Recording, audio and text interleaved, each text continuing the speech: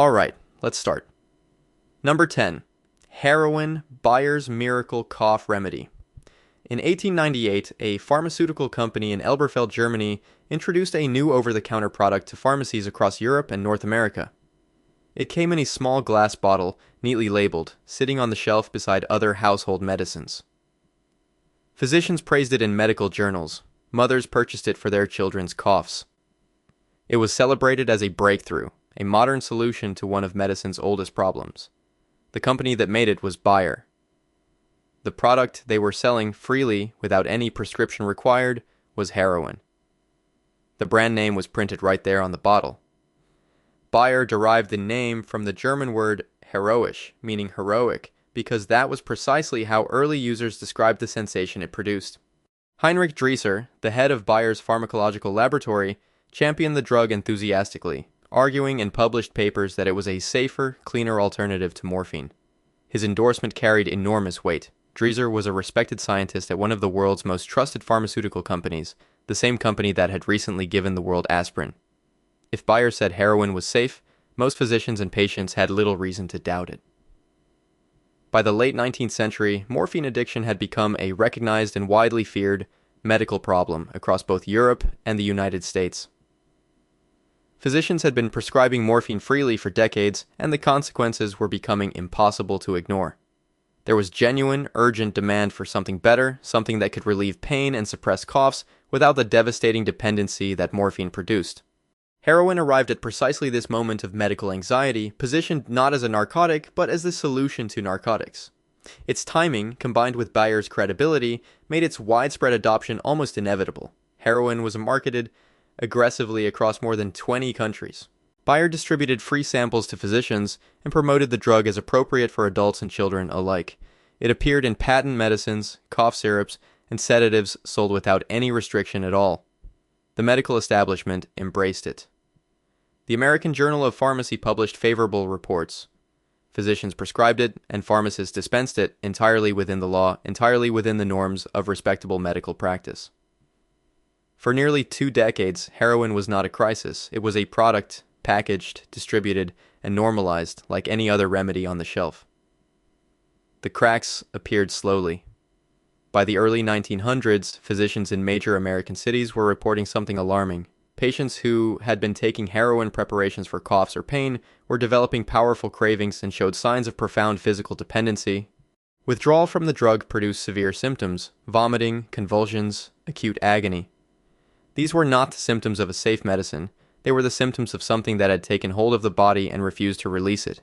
The drug that had been marketed specifically as non-addictive was proving, case by documented case, to be catastrophically addictive. The medical community's response was slow and deeply uneven.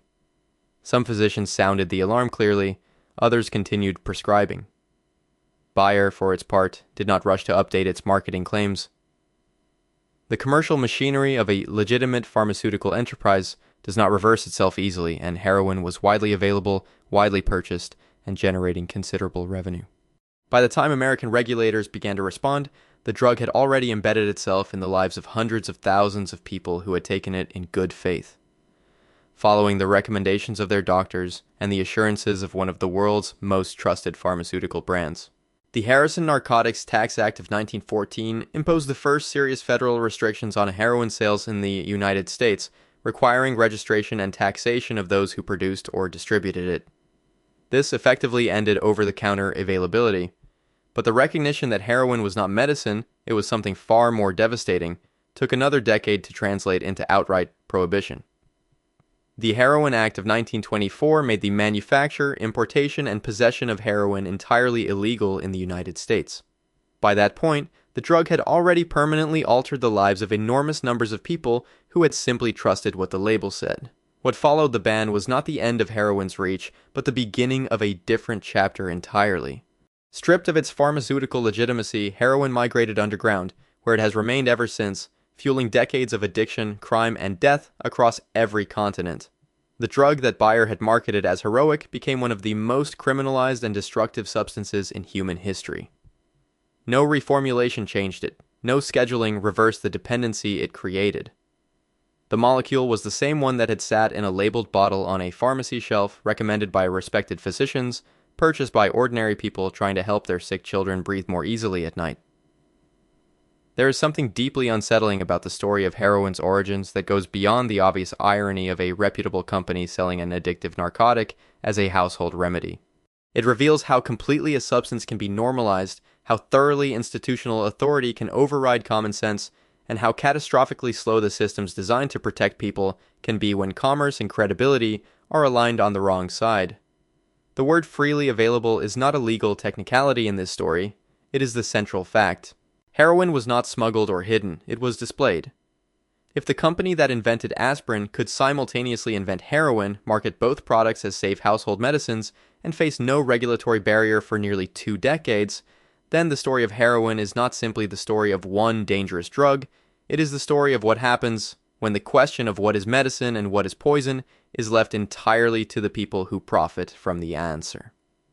That question, asked first in 1898 in a Bayer laboratory in Germany, has never fully stopped being asked, and the answers we have given it since have rarely come quickly enough or cheaply enough for the people who paid the price. Number 9.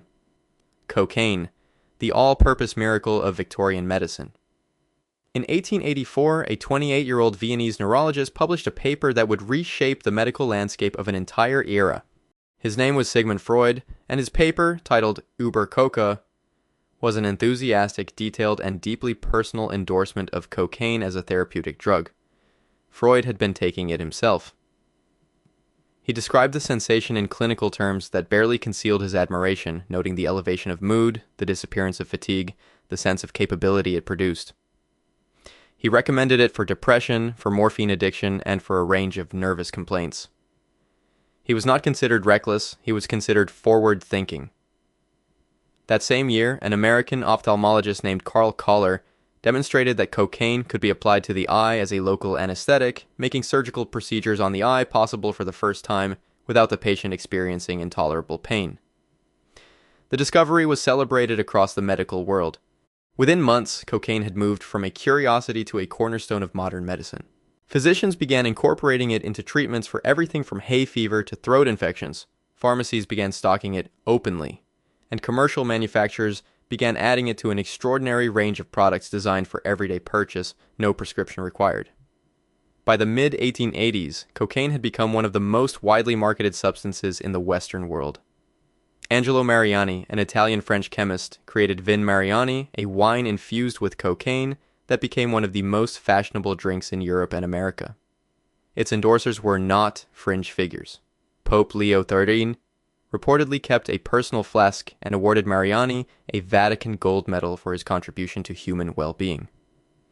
President Ulysses S. Grant, in his final months of life in 1884 and 1885, was given Vin Mariani by his physicians and was reported to have praised it publicly. The drug's social reach was extraordinary. Cocaine toothache drops for children were marketed in the United States by the Lloyd Manufacturing Company around 1885.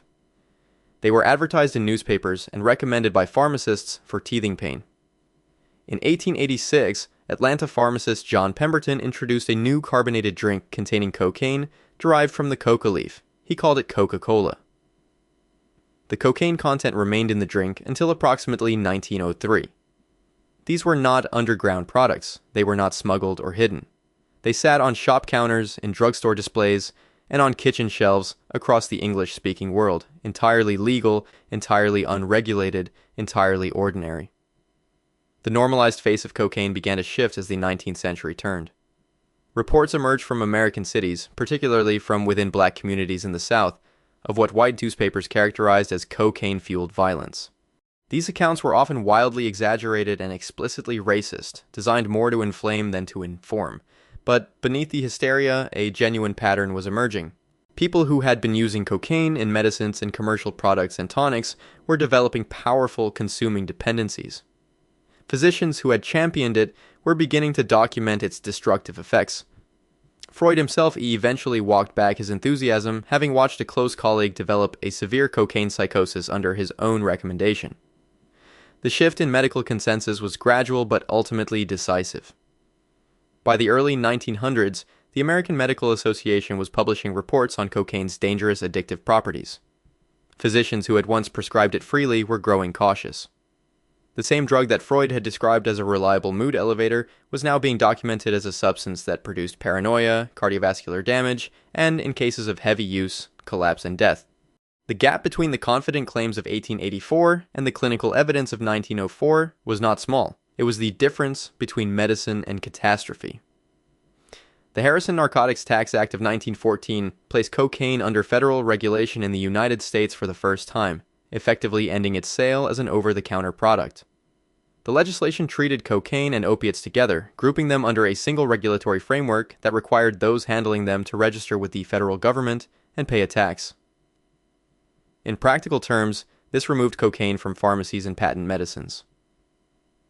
By 1922, the Narcotic Drugs Import and Export Act tightened restrictions further, and under the Controlled Substances Act of 1970, cocaine was classified as a Schedule II substance legally available only in very specific medical contexts, primarily as a topical anesthetic. What the legal history does not fully convey is the sheer breadth of cocaine's presence during its unregulated decades. This was not a drug confined to particular communities or social groups. It was consumed by popes and presidents, by middle-class housewives and elite surgeons, by children given drops for teething pain, and by athletes seeking an edge in competition. Sigmund Freud, whose ideas about the human mind would go on to shape an entire century of psychological thought, was, for a period of his professional life, an enthusiastic advocate for a substance that is now manufactured in South American laboratories and sold in criminal markets.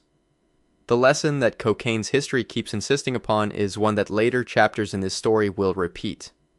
Confidence in a substance's safety, even when that confidence is expressed by the most respected figures in medicine, is not the same thing as evidence of safety. Victorian medicine was not uniquely naive. It was operating, as medicine always does, within the limits of what it had chosen to measure and what it had been incentivized to believe. The incentives, in cocaine's case, were commercial, cultural, and deeply entangled with the authority of men whose reputations made dissent seem unnecessary. The story of cocaine's unregulated era is not simply a warning about a single molecule. It is a demonstration of how completely a substance can be absorbed into the fabric of ordinary life when the right voices endorse it and no framework exists to question their claims. Pope Leo XIII carried a flask of it. A sitting American president praised it. The founding father of psychoanalysis took it and wrote enthusiastically about the experience. The substance that all three of them were consuming without hesitation is today classified in most of the world as a serious controlled drug. The classification was not wrong. It simply arrived 30 years too late. Number 8. Methamphetamine, the pill that fought World War II. In 1938, a pharmaceutical company called Temmler-Werke, based in Berlin, introduced a new over-the-counter stimulant to the German market. It came in small blue and white tablets, contained 3 milligrams of methamphetamine per dose, and was sold under the brand name Pervitin. Temmler marketed it as an alertness aid, a remedy for fatigue and low mood. German housewives bought it at pharmacies. Students took it before examinations. Factory workers used it to push through long shifts. It was, by every measure of the period, an entirely unexceptional product, the kind of thing a pharmacist might recommend without hesitation. Within a year of its introduction, Pervitin had become one of the most widely consumed drugs in the Third Reich. Physicians prescribed it, physicians took it themselves. A Berlin chocolatier produced a line of chocolate bars containing methamphetamine, marketed as an energy product for women managing the demands of the household. By 1939, the drug was so embedded in German daily life that Heinrich Bell, who would later win the Nobel Prize in Literature, wrote letters home from the front asking his parents to send him more tablets. It was, in the language of the time, simply useful. Nobody was describing it as dangerous because the framework to describe it that way did not yet exist. The medical establishment in Germany was not uniformly enthusiastic. As early as 1939, Dr. Fritz Hauschild, who had been involved in the original development of Pervitin, expressed private concern about the dependency it appeared to produce. But his concerns found little traction.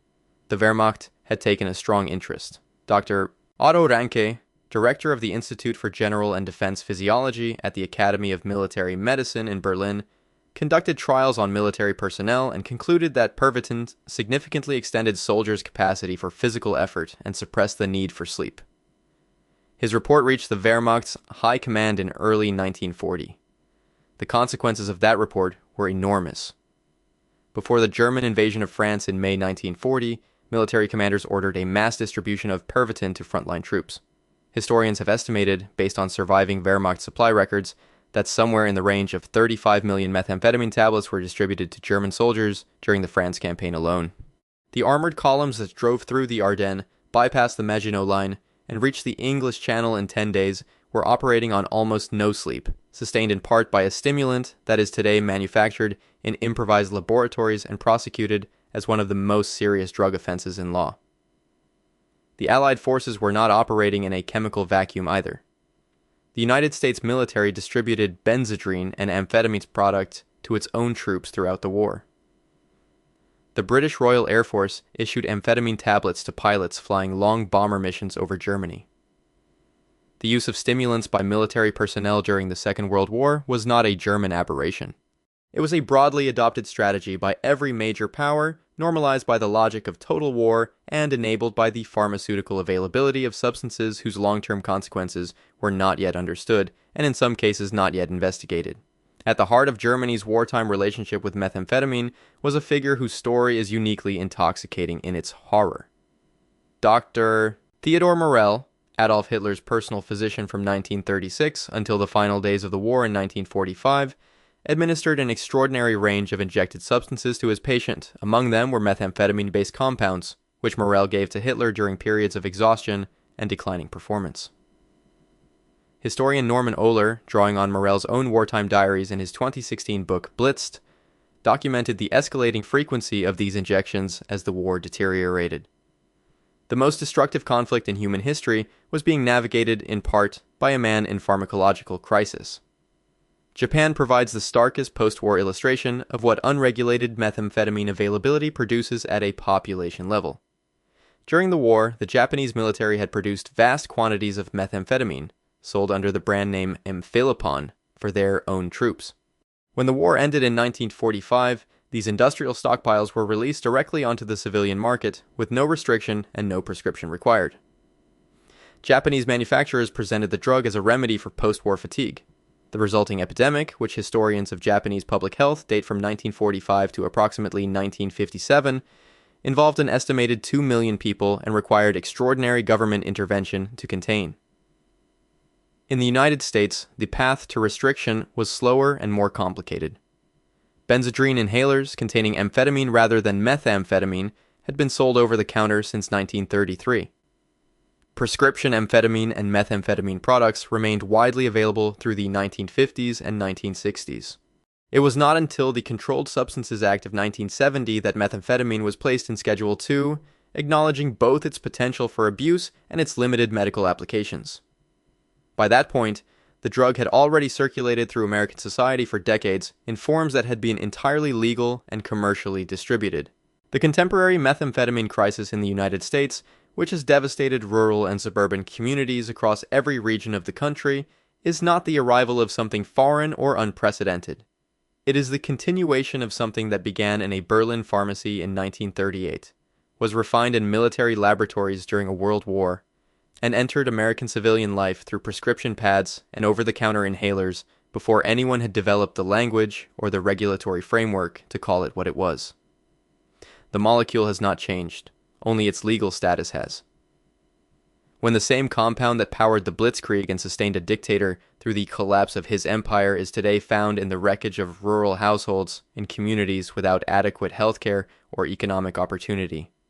The question it raises is not simply about chemistry, it is about what a society decides to call medicine, who benefits from that decision, and how long it takes before the cost is counted in the lives of people who never had any say in the classification to begin with.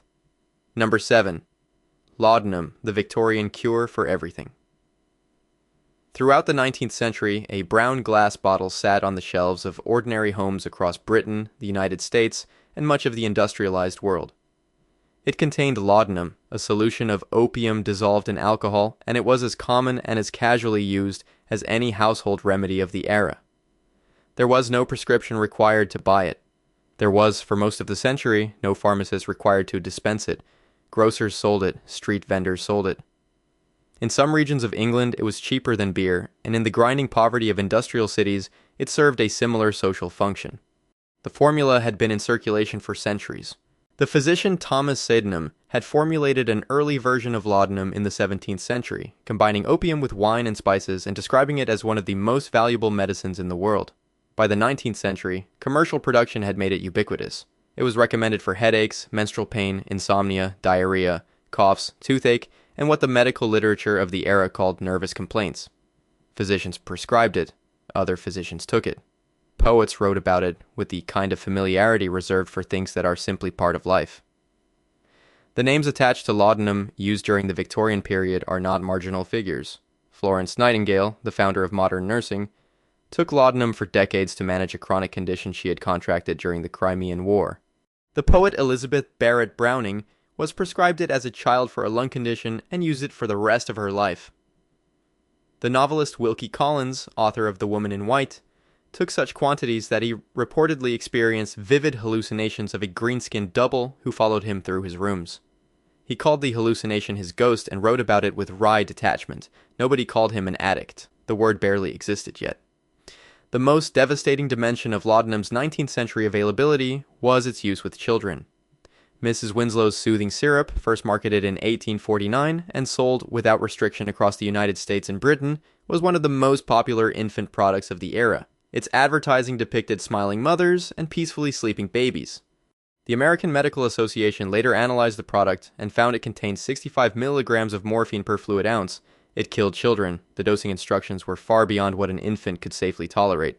The product remained on sale for decades because nothing in the law prevented its continued manufacture or distribution. The first serious regulatory response in Britain came with the Pharmacy Act of 1868, which required that opium preparations be sold only through registered pharmacists and that the purchaser's name be recorded. It was a meaningful step, but it was not a prohibition, and it was widely circumvented. Laudanum could still be purchased by any adult who presented themselves at a pharmacy and provided a name. The act created a record, but not a barrier. In the United States, no equivalent legislation existed at the federal level until the Harrison Narcotics Tax Act of 1914, meaning that for the entire second half of the 19th century, American consumers had essentially unrestricted access to opium in liquid form. Historians of 19th century medicine have estimated that laudanum addiction affected hundreds of thousands of people in Britain alone during the peak decades of its use. Precise figures are impossible to establish because the concept of addiction was not yet a recognized medical category in the way we understand it today. Physicians who observed the syndrome in their patients described it in the language available to them as a habit, as a weakness of will, as a moral failing, rather than a physiological process. This framing was not incidental. It shaped who received sympathy and who received condemnation, and it ensured that the medical system did not feel compelled to address what it had partly created. The United States Harrison Narcotics Tax Act of 1914 imposed federal restrictions on opium and its derivatives, effectively ending the era of freely available laudanum in America. In Britain, the Dangerous Drugs Act of 1920 imposed similar controls. But restriction did not end dependency for the enormous number of people who had already developed it. For them, the transition from a freely purchased product to a controlled substance created a new crisis, as the supply of something their bodies had come to require was abruptly placed behind a regulatory wall they had no means to scale. What laudanum's history illuminates with particular clarity is the relationship between institutional structure and harm. Victorian medicine was not uniquely negligent or uniquely corrupt. It operated within a framework that had not yet developed the tools, the language, or the mandate to evaluate long-term drug safety in any systematic way. No institution existed whose job it was to conduct follow-up studies on patients who had been prescribed laudanum for years. No agency tracked the death certificates of infants who had been given Mrs. Winslow's soothing syrup and failed to wake up. The absence of harm counting was not an accident. It was simply the condition of the time. Laudanum did not become a catastrophe because Victorian people were careless with medicine. They were, by the standards available to them, acting rationally. They were taking the advice of physicians, following the recommendations on product labels, and managing pain and illness with the tools their era had provided. The catastrophe was structural. It was the product of a society that had developed the capacity to manufacture and distribute a powerful opiate at industrial scale without developing anywhere near as quickly the capacity to understand what it was doing to the people who consumed it, or the institutional will to count the cost, until the cost had already been paid by millions. Number 6. Barbiturates, the sleeping pills that killed silently. By the mid-1950s, a small brown prescription bottle had become one of the most familiar objects in the medicine cabinets of middle-class homes across the United States and Western Europe. It contained barbiturates sold under brand names like Nembutal, Secuinol, and Tuinol, and it had been prescribed by a physician with the kind of brisk, confident reassurance that was the hallmark of post-war medical practice. These pills were for sleep, they were for nerves, they were for the vague but debilitating condition that the era called anxiety, and they were being distributed in quantities that the FDA, which had approved them, had not begun to systematically track. The chemistry behind barbiturates had existed since 1864, when the German chemist Adolf von Baeyer first synthesized barbituric acid, reportedly on St. Barbara's Day, which may or may not explain the name. The first clinically useful barbiturate, Barbital, was introduced in 1903, and by the 1920s a range of barbiturate compounds had entered mainstream medical use. They were prescribed for insomnia, epilepsy, anxiety, and surgical anesthesia. In the years after World War II, as the pharmaceutical industry expanded dramatically and the post-war consumer culture embraced the idea of medical solutions to the stresses of modern life, barbiturate prescriptions multiplied at a speed that the regulatory system had not been designed to monitor. The scale of production during the 1950s was extraordinary. The FDA estimated that by 1955, American pharmaceutical manufacturers were producing approximately 1 million pounds of barbiturates annually, enough to provide every man, woman, and child in the country with roughly 24 doses each. Not all of this production was consumed as prescribed. A significant portion found its way into recreational use. Barbiturates produced a sedative euphoria that made them attractive outside the context of insomnia treatment, and their combination with alcohol, which dramatically amplified their depressant effects, made accidental overdose a constant and largely uncounted hazard of their use. The deaths that barbiturates produced were, in many cases, quiet and unremarkable by the standards of the era. An elderly patient who had been taking Nembutal for years took slightly more than usual one night and did not wake up. A housewife who had been prescribed Seconal for her nerves mixed it with an evening drink and slipped into a coma from which she did not recover. The coroner's report noted the cause. The physician who had written the prescription was not contacted. The pharmaceutical company that had manufactured the drug was not informed. The FDA did not receive a report. There was no mechanism for any of these deaths to accumulate into a pattern that might have triggered a regulatory response. The death that did trigger a public reckoning, or at least the beginning of one, came on August 4, 1962. Marilyn Monroe was found dead in her home in Los Angeles, aged 36. The Los Angeles County Coroner's report attributed her death to acute barbiturate poisoning, specifically to a lethal concentration of Nembutal and chloral hydrate. The bottles had been prescribed by her own physicians legally through the normal processes of medical practice. Her death was not a failure of black market supply. It was a failure of a system that had handed a vulnerable person the means of her death, one renewed prescription at a time without any mechanism for recognizing the cumulative danger. Monroe's death brought public attention to barbiturate overdose in a way that years of less prominent fatalities had not. Medical researchers and public health advocates had been raising alarms for years before 1962. Studies published in the late 1950s documented the frequency of barbiturate involvement in accidental death and suicide. Between the early 1960s and 1970, historians of American medicine have estimated that barbiturates were involved in somewhere between 2,000 and 4,000 deaths per year in the United States alone. These figures were known to the medical establishment and to federal regulators. The prescriptions continued regardless. The regulatory response, when it came, was enacted through the Controlled Substances Act of 1970, which placed different barbiturate compounds in Schedules II, III, and I-4, depending on their assessed potential for abuse. This was not an act of prohibition. Barbiturates remained legally prescribed medicines, but the new scheduling requirements imposed controls on how they could be prescribed, how they could be dispensed, and how their manufacture and distribution would be tracked. The era of the essentially unlimited prescription, renewed without scrutiny across years of dependency, was formally brought to an end, roughly 4 decades after barbiturates had entered mainstream medical use. The prescribing patterns that the Controlled Substances Act interrupted had been sustained by a combination of commercial interest and professional inertia that the era's medical culture was poorly equipped to challenge.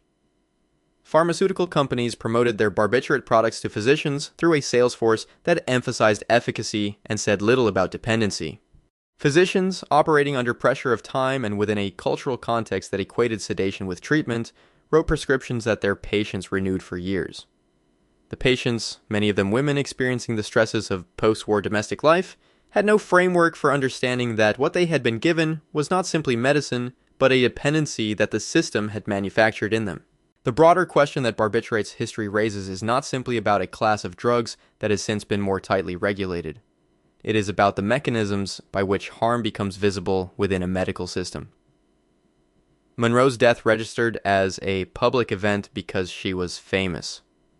The thousands of unnamed deaths that preceded hers did not register in the same way, not because they were less real, but because the people who experienced them were not sufficiently prominent for their absence to constitute a detectable signal. The system was not measuring what it was doing to ordinary people. It was measuring, primarily, its own productivity.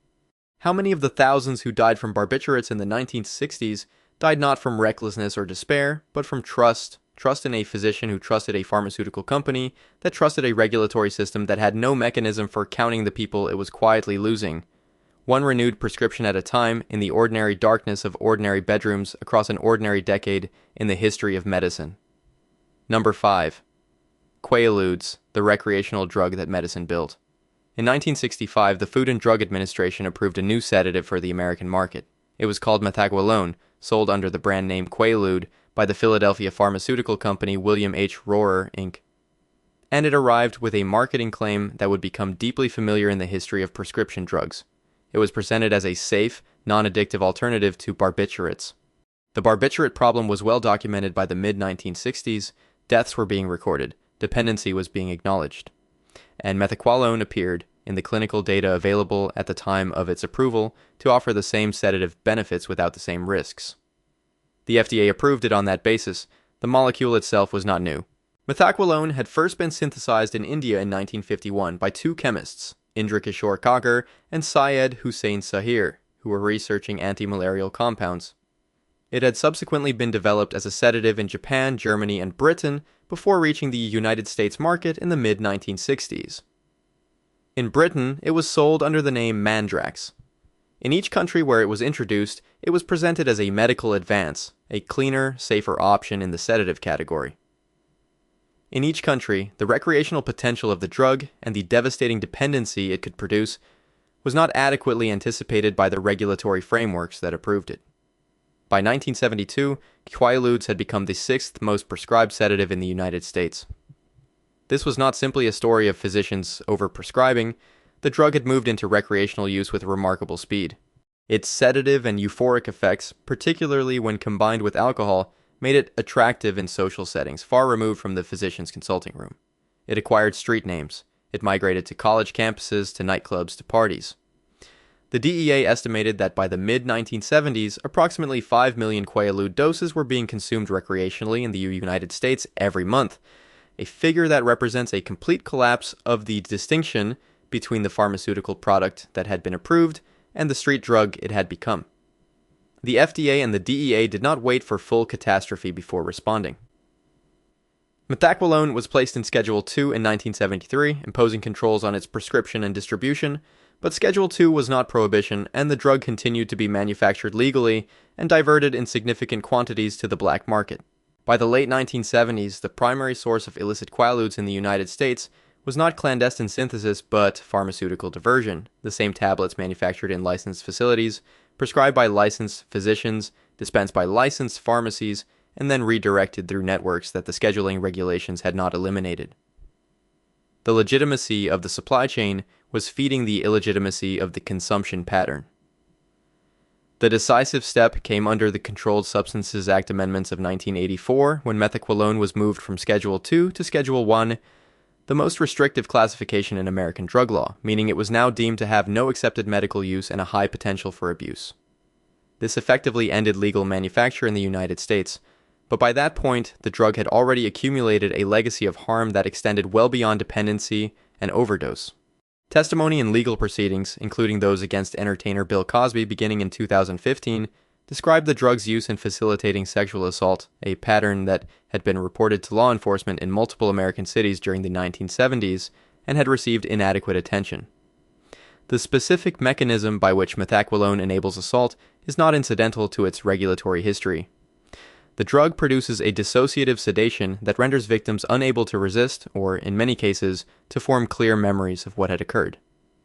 This property had been known to those who used it for this purpose long before it was formally acknowledged in legal proceedings. Law enforcement agencies in cities where Quaalude abuse was well documented received reports throughout the late 1970s and early 1980s. The connection between an FDA-approved pharmaceutical, legally prescribed and legally manufactured, and the systematic violation of people who were given it without their knowledge was not made loudly enough or quickly enough by any institution whose job it was to make it. The chemistry of methaqualone is not, in isolation, uniquely sinister. Many sedative drugs can be misused.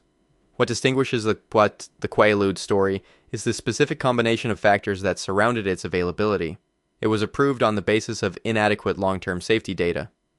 It was marketed on a claim, non-addictive, that proved to be false. It was prescribed at scale before its recreational appeal and its potential for criminal misuse were understood. And when those realities became apparent, the response was incremental and slow, moving from unrestricted availability in 1965 to Schedule and Season 2 in 1973 to Schedule 1 in 1984, an elapsed period of 19 years from approval to prohibition.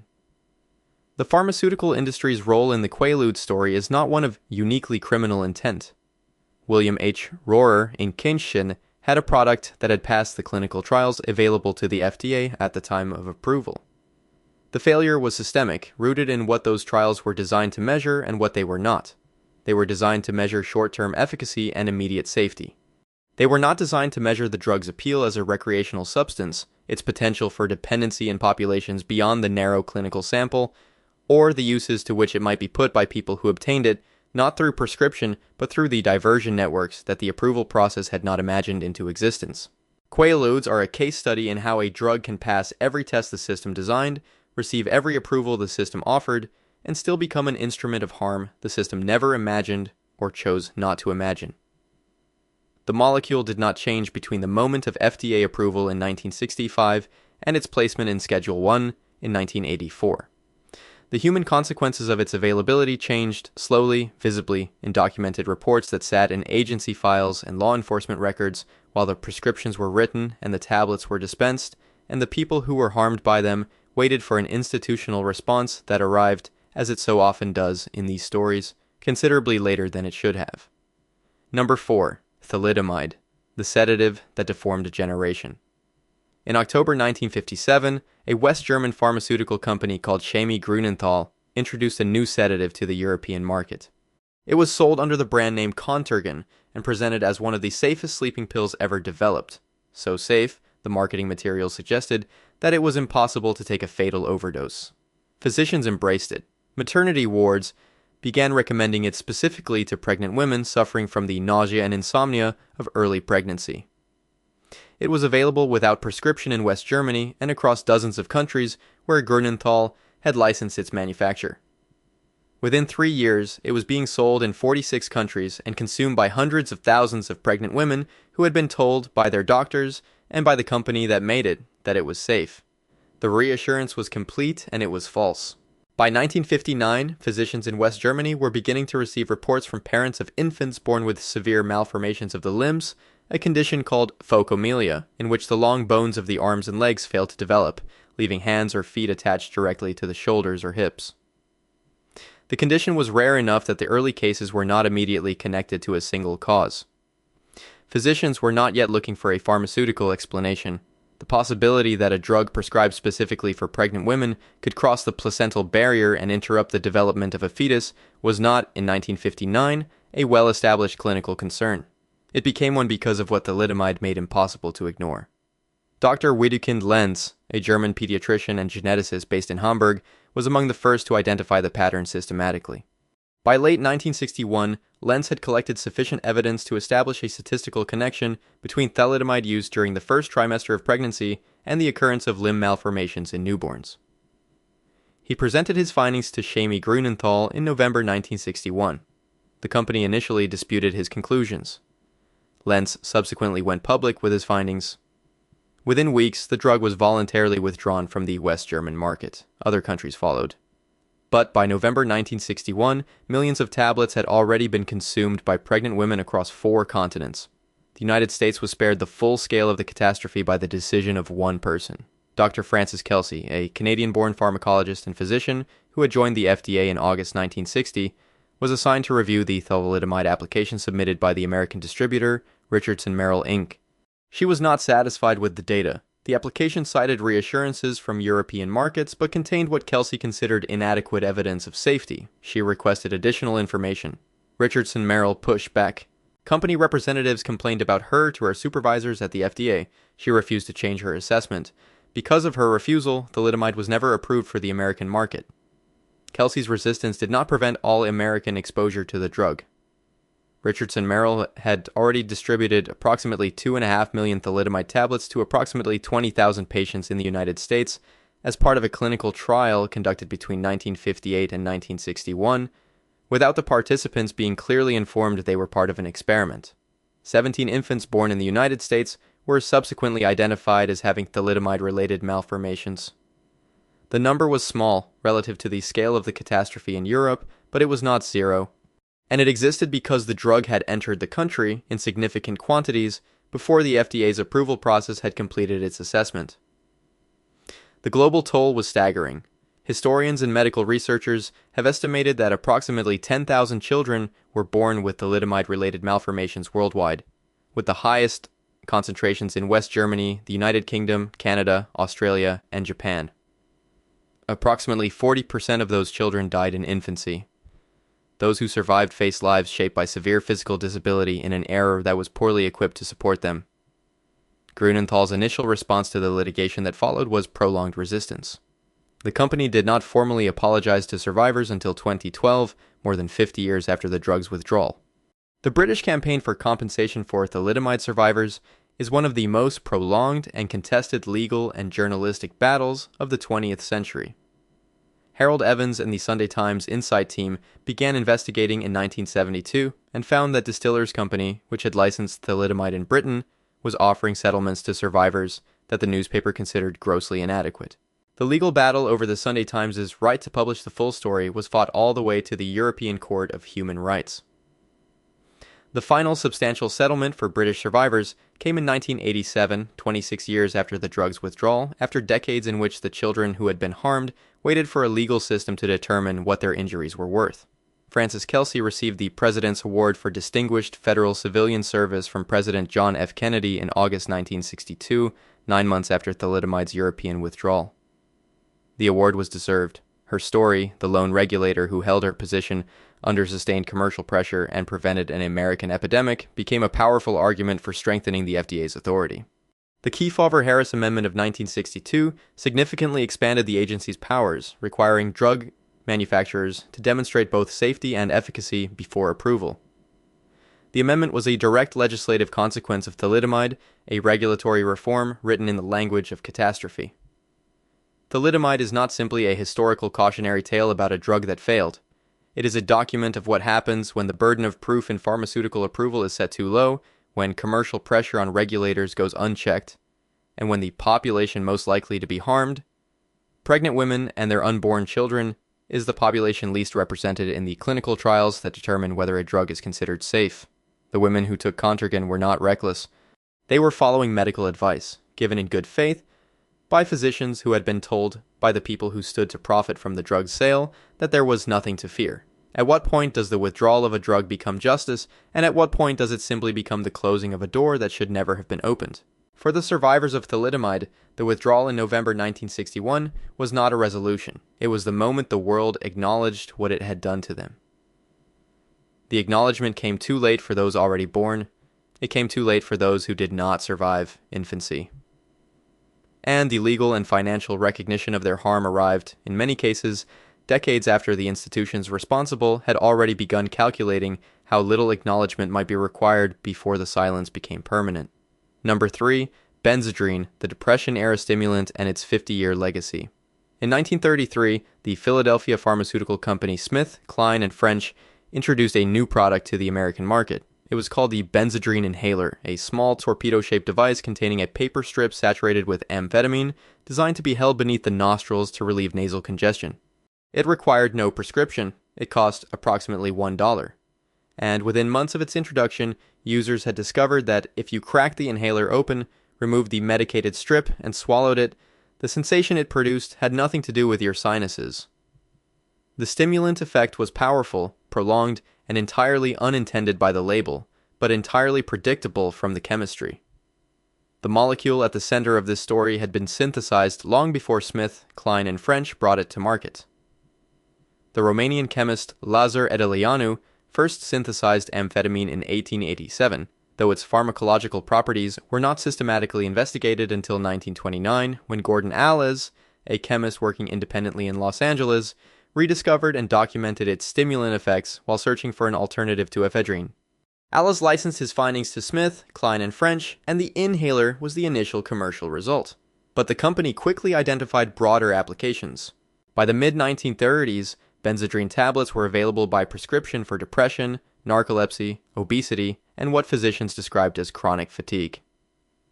The medical establishment's enthusiasm for amphetamine during the 1930s and 1940s was not confined to civilian practice. The United States military determined early in World War II that amphetamine had significant operational value. Soldiers who had been awake for 20 hours could take Benzedrine and maintain functional alertness for many more. Pilots flying long missions over the Pacific and Europe were given tablets before flights. Historical estimates based on military supply records cited by scholars, including Nicholas Rasmussen in his 2008 History of Amphetamine in America, suggest that the U.S. military distributed approximately 180 million Benzedrine tablets to Allied forces during the war. The stimulant was, for the duration of the conflict, standard military equipment. After the war, amphetamine returned home with the veterans who had used it and entered a civilian pharmaceutical market that had expanded enormously. Smith, Kline, and French introduced Dexedrine, a refined amphetamine formulation, in 1944. Diet pills containing amphetamine proliferated through the 1950s. Physicians prescribed amphetamine for weight loss with remarkable liberality, writing prescriptions that could be renewed indefinitely without systematic monitoring of the patient's physical or psychological state. By the early 1960s, amphetamine prescriptions had become a significant part of the routine practice of general medicine, particularly for women patients presenting with what the era classified as depression, low energy, or excess weight. The scale of amphetamine prescribing in the United States during the 1960s is documented in congressional records that make for extraordinary reading. Senator Thomas Dodd, a Democrat from Connecticut, convened hearings on amphetamine abuse beginning in 1965. Testimony at those hearings established that between 1966 and 1969, approximately 31 million amphetamine prescriptions were written annually in the United States. The DEA estimated that in 1969, more than half of all amphetamine manufactured domestically was being diverted to the black market. This was not a secret. It was documented in federal hearing transcripts. The prescriptions continued throughout the period of the hearings that were examining the harm they were causing. The physicians who ran what contemporary critics called diet clinics, or more bluntly, pill mills, operated within a technically legal framework. A physician could prescribe amphetamine, an amphetamine prescription could be filled at a licensed pharmacy. The patient could return for a renewal without a thorough clinical assessment. The chain of transactions was legal at every link. What the chain produced, at scale and over time, was a population of people who had become dependent on a stimulant through the mechanisms of ordinary medical practice, and who, when the prescriptions became harder to obtain, found other means of supply. The regulatory failure was not in any single transaction. It was in the absence of oversight across an entire system. The Controlled Substances Act of 1970 placed amphetamines in Schedule II, acknowledging their medical utility while imposing strict controls on their manufacture, distribution, and prescription. This was a significant restriction compared to what had existed before, but it was not prohibition, and amphetamine-based medications have remained legally prescribed in the United States ever since, for attention deficit hyperactivity disorder, narcolepsy, and in some cases obesity. The line between legitimate medical use and harmful overprescription, which the congressional hearings of the 1960s had demonstrated was both real and routinely crossed, did not disappear with the scheduling decision. It was managed imperfectly by a system that had been redesigned in response to evidence of its own failure. What the benzodrine story adds to the picture assembled by earlier entries in this list is the dimension of duration. This was not a drug that entered the market, caused obvious harm, and was swiftly withdrawn. Amphetamine was available over the counter from 1933, widely prescribed from the late 1930s, distributed to military personnel in the tens of millions of doses during the 1940s, prescribed to civilians in the tens of millions of doses annually during the 1960s, and finally restricted in 1970. 37 years after the first inhaler went on sale at the pharmacy counter. In those 37 years, the harms it produced were documented, testified to in congressional hearings, reported in medical journals, and observed by the FDA. The response took 3.5 decades. Amphetamine's 50-year journey from over-the-counter inhaler to schedule C to controlled substance is not a story of scientific ignorance. The dependence-producing properties of amphetamine were documented and known well before the Controlled Substances Act imposed its restrictions. The congressional hearings of the 1960s established that half the nation's supply was being diverted to black market use while the prescriptions were still being written. What the story is, with full and sobering clarity, is an account of what happens when profit, institutional inertia, and regulatory timidity are given decades to operate without interruption, and of how long it can take for a system to act on evidence it has already, without any ambiguity, received. Number 2. Valium, the pill that medicated a generation of women. In January 1963, the Food and Drug Administration approved a new sedative developed by the Swiss pharmaceutical company Hoffmann-La Roche. Its active ingredient was diazepam. Its brand name was Valium.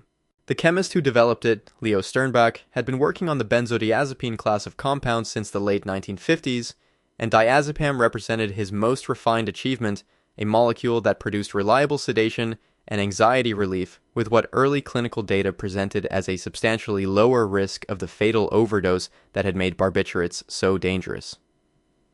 The FDA approved it on that basis, and Hoffmann-La Roche launched an American marketing campaign that would, within 5 years, make Valium the most prescribed drug in the United States. The speed of Valium's adoption into mainstream medical practice was extraordinary, even by the standards of post-war pharmaceutical expansion. Physicians embraced it. Psychiatrists prescribed it for anxiety. General practitioners prescribed it for insomnia.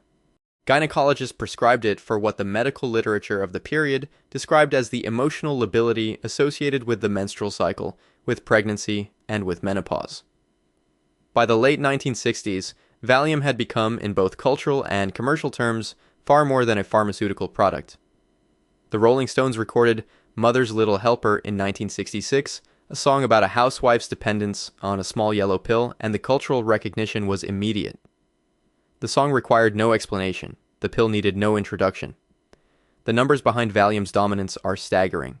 Hoffmann-La Roche's sales records, later cited in multiple peer-reviewed analyses of the benzodiazepine era, document that in 1978, Americans consumed approximately 2.3 billion Valium tablets.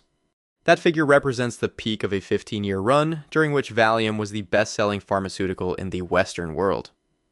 From 1969 to 1982, it was the single most prescribed drug in the United States. These statistics are so large that they risk becoming abstract, but what they represent concretely is a population taking a sedative in quantities that dwarfed anything that had come before them in the history of legal pharmaceutical use. The gender dimension of Valium's prescription history is not incidental to its story. Studies conducted during the 1970s and subsequently documented in the medical literature consistently found that women were being prescribed benzodiazepines at approximately twice the rate of men. This disparity was not explained by a higher prevalence of anxiety disorders in women. It reflected the way the medical culture of the period understood women's complaints and the way it chose to address them.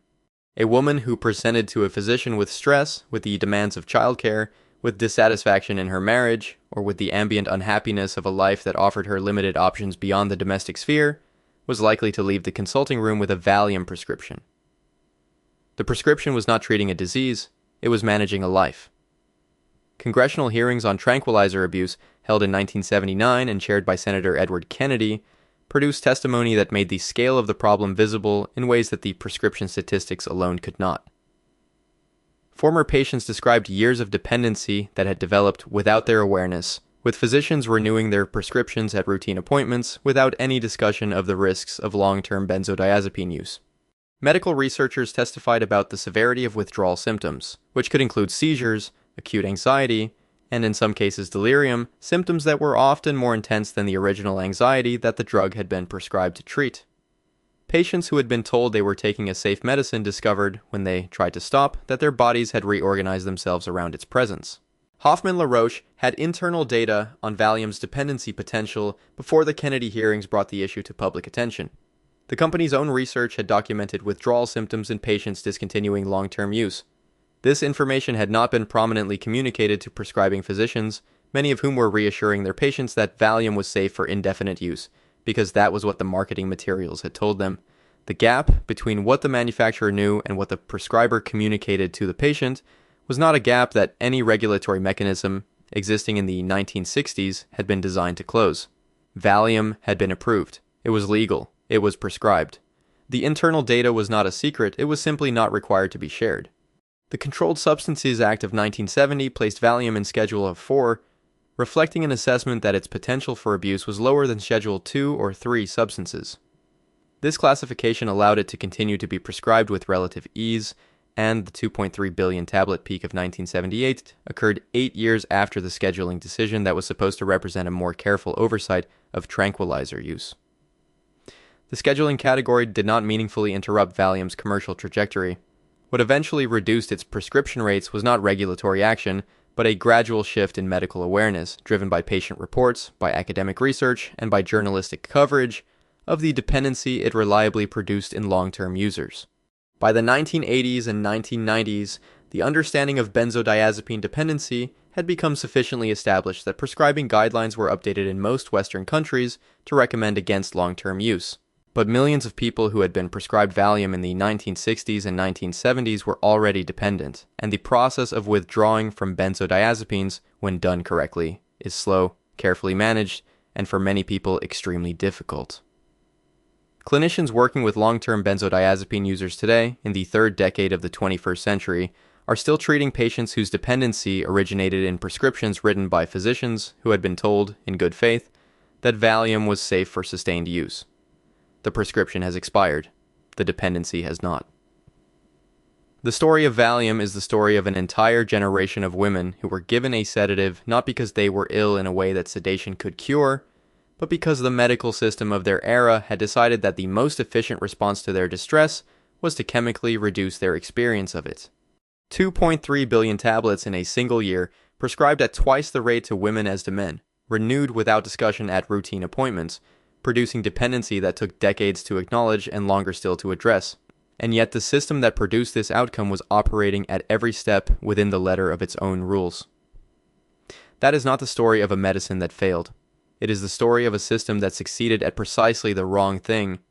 And what comes next is the story of what happens when that system operates without any of the restraint that even its own inadequate history should have taught it. Number 1. OxyContin, the prescription that started an epidemic. In December 1995, the Food and Drug Administration approved a new extended-release opioid painkiller. Its manufacturer was Purdue Pharma, a privately held pharmaceutical company based in Stamford, Connecticut, owned by the Sackler family. The drug's active ingredient was oxycodone, an opioid that had been in medical use since the 1910s. What was new about OxyContin was its formulation. The extended release mechanism was supposed to deliver oxycodone gradually over 12 hours, which Purdue's representatives told physicians meant a lower risk of the euphoric peak that drives addiction. The FDA approved OxyContin on the basis of a single clinical trial lasting 6 weeks, involving patients with cancer-related pain. Purdue began selling it the following month. The sales force that Purdue Pharma deployed to market OxyContin was large, well-paid, and specifically trained to communicate a message that the scientific evidence did not support. Sales representatives told physicians that fewer than 1% of patients who took OxyContin would become addicted.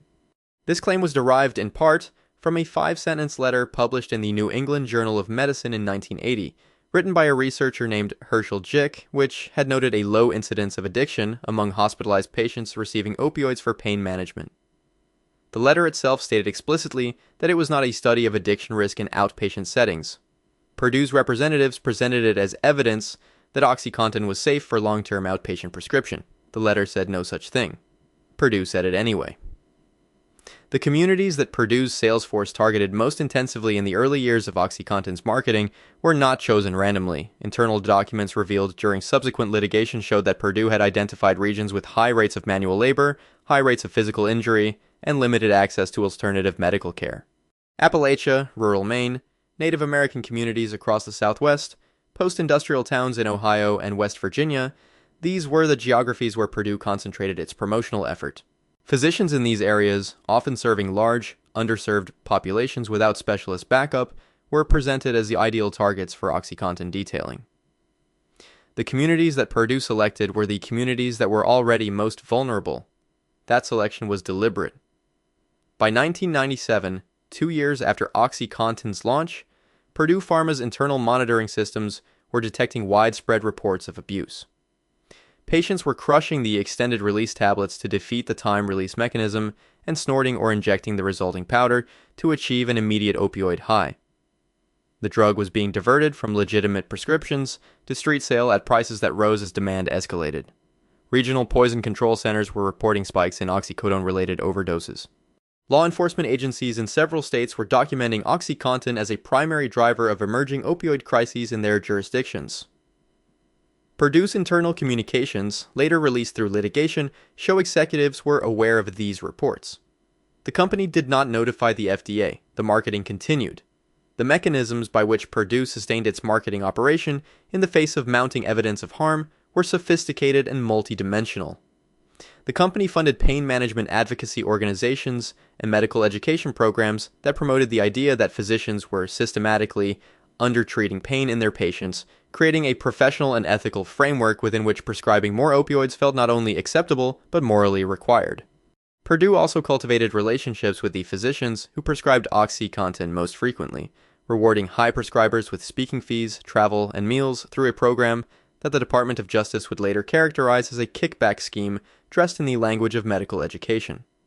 The federal reckoning began in 2007. Purdue Pharma and 3 of its top executives pleaded guilty to federal criminal charges of misbranding, specifically to the charge that the company had misrepresented the addiction risk of OxyContin to physicians, regulators, and the public. The company paid $634.5 million in fines and penalties, which at the time represented the largest criminal fine ever paid by a pharmaceutical company in a drug-related case. The executives received fines in community service, none of them went to prison.